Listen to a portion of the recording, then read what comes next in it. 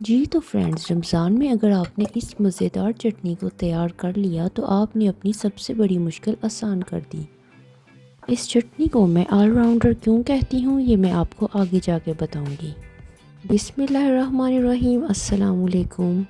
चटनी बनाने के लिए जो चीज़ें हमें चाहिए वो हमारे पास ये हैं कि हमने 7 से 8 अदद जो है खजूरें लेनी है, जिसको हमने सीडलेस कर देना है। इसके सारे बीज हमने निकाल देने हैं। 300 ग्राम्स ही मैंने इमली ले ली, जिसको मैंने पानी डालकर ओवरनाइट सोक कर लिया था। इसके साथ ही यहाँ पर मैं एप्रिकॉट पेस्ट ऐड कर रही हूँ। अगर आपके पास खुबानी सही से मौजूद है, यानी कि फ़्रेश खुबानी मौजूद है, तो आप वो डाल सकते हैं, लेकिन यहाँ पे मेरे पास अवेलेबल नहीं थी, तो इसीलिए मैं इसकी जो ड्राइड पेस्ट है वो यूज़ कर रही हूँ।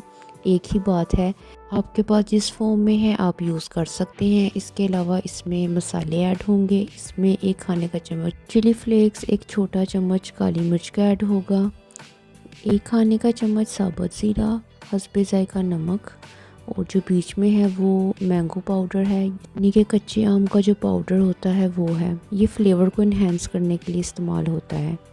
ये ऑप्शनल है, अगर आपके पास मौजूद है तो आप डाल लें, वरना इतना ज़रूरी नहीं है।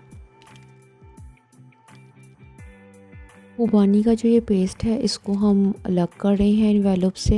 ये इस तरह की पैकिंग में आता है। आपके पास जिस फॉर्म में भी खुबानी है आप इसको ऐड कर लें। इसके अंदर चीनी पहले से मौजूद है, इसलिए मैं एक्स्ट्रा चीनी ऐड नहीं करूँगी, लेकिन जब आप दूसरी खुबानी यूज़ करेंगे खुशक वाली, तो उसमें आपको चीनी ऐड करनी पड़ेगी। एक सॉस पैन में मैंने 3 कप पानी डालकर इसको उबलने के लिए रख दिया। फिर इसमें मैंने खुबानी का पेस्ट और खजूरें भी ऐड कर दी ताकि ये डिज़ोल्व हो जाए।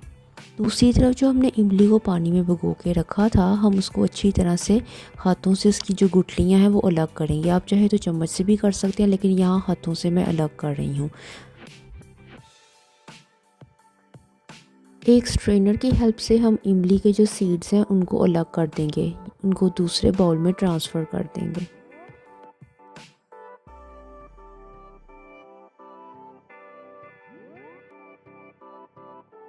पानी हमारा उबलना शुरू हो गया है। अब हम इसमें इमली का जो पानी है वो ऐड करेंगे, उसके बाद इसको अच्छी तरह से हिलाएंगे।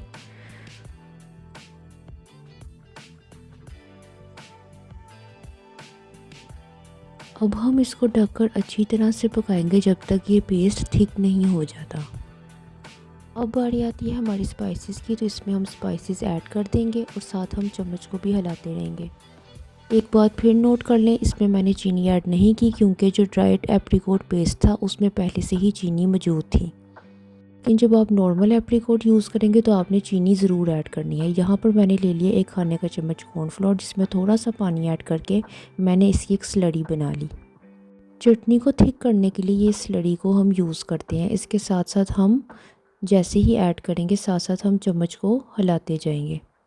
ऐसा हम इसलिए करेंगे ताकि इसमें लम्स ना बने। फिर 1 खाने का चम्मच अदरक पाउडर ऐड कर देंगे। आप चाहें तो फ्रेश अदरक का जो जूस है वो भी ऐड कर सकते हैं। जैसे ही चटनी गाढ़ी होना शुरू हो जाए, आपने चूल्हे को बंद कर देना है और इसके ठंडे होने का वेट करना है। जब हमारा मिक्सचर ठंडा हो जाएगा तो हमने इसको ब्लेंडर में डालकर अच्छी तरह से ग्राइंड कर देना है। एक साफ़ शफाफ एयर टाइट शीशे के जार में डालकर इसको फ्रिज में रखकर स्टोर कर लें। 15 से 20 दिन तक आप इसको इस्तेमाल कर सकते हैं।